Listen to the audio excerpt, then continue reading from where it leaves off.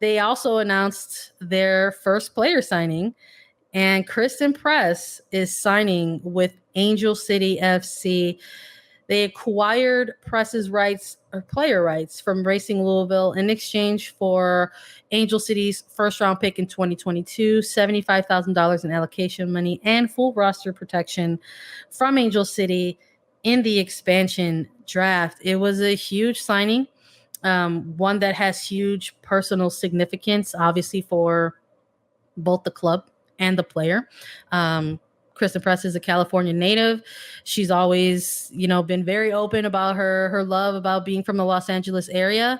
And now that there is a Los Angeles club in NWSL, she is rightfully headed home. It's exciting, and the club is already rallying around that. There's some great merch out there already.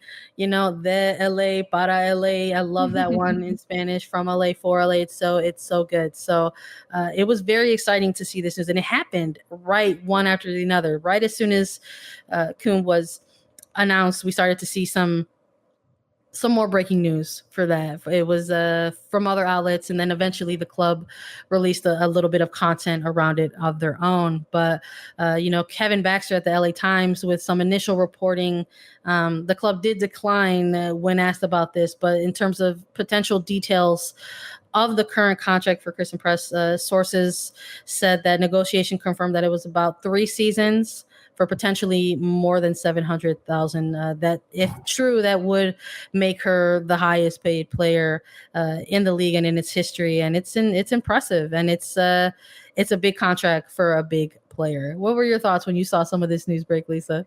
Well, like you said, Sandra, one after the other.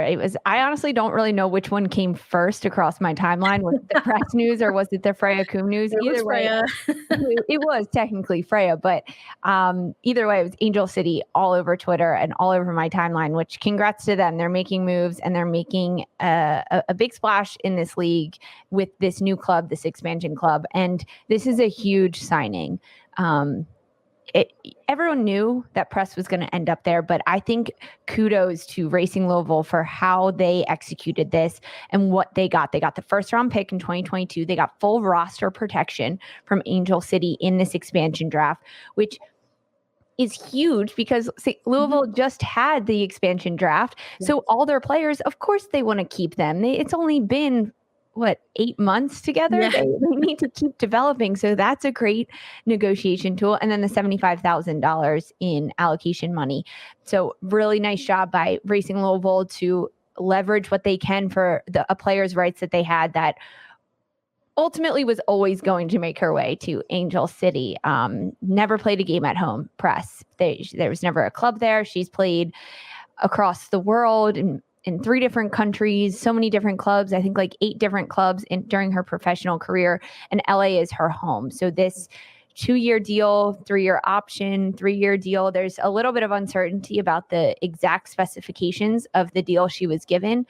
But this homecoming is so big, and not just for her, but for the city. And you mentioned some of the merch that's already out there, but Angel City is a club that is looking to really make their mark in the community and in the city, in a city that is already a huge sports city in LA. For Angel City, they need to really establish a connection with the community and with the fan base. And in bringing a hometown player like Christen Press, who is a huge name player as well, everyone knows her name in the soccer world and beyond, bringing her home, who has a direct connection with the community because she's from there and she is the community, is just going to do wonders for the club's brand, for their fan base, for the culture, because Press understands the LA culture. She's fluent in Spanish. She's bilingual, so she can speak to the fans and speak to the community, which is huge for a football club in that area, and also a new club really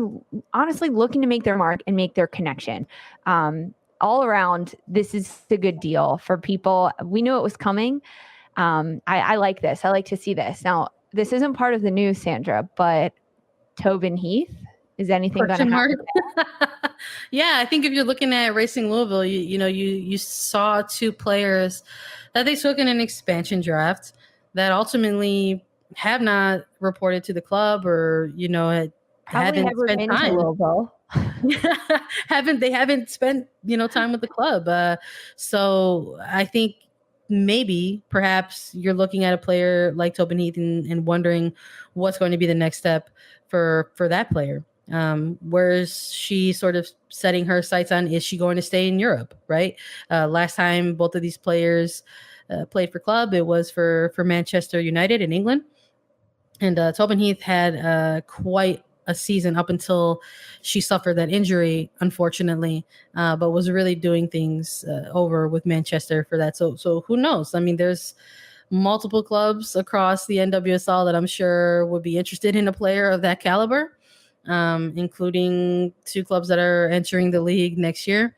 Although this is a big player to get for LA, so I'm not too sure if they go after a similar player. Now is really we're starting to see the work, right? They announced the coach, they announced the first player signing, and I don't know if a lot of people who are maybe casual fans, who maybe look at sort of the headlines and look at the reports and say, well, are you really gonna build a team around a 30-plus-year-old player? And the answer is, if it's Christen Press, the answer is yes. Yeah. And quite frankly, if this is your first main attacking piece, or your first offensive piece, I mean, what a great piece to get. I mean, this is a player who has just really turned things on during this most recent years of her career. Quite frankly, it was probably the most, if not the number one forward going into the Olympics. Top option, was starting consecutive matches, but she's been playing in the league for quite some time. And this is a player who we've seen play in different positions, quite frankly, along the top line. When I covered her out in Chicago, I got to see her out of position, quite frankly, and the attacking mid role. And guess what? She was pretty damn good at that position as well. And now in recent years, we seeing her on, fluctuating on either side of the wing. So just a very versatile attacking player. And it's going to be really interesting to see who else they kind of bring in to help continue facilitate things out on the pitch. It's exciting. This was a big announcement. And unlike the Freya Kuma announcement, this was an announcement out of Angel City that I saw very little negative reaction to. It was one that just sort of made a lot of sense for all the parties involved. So we'll have more updates as more stories progress on this, and I'm excited to continue covering it.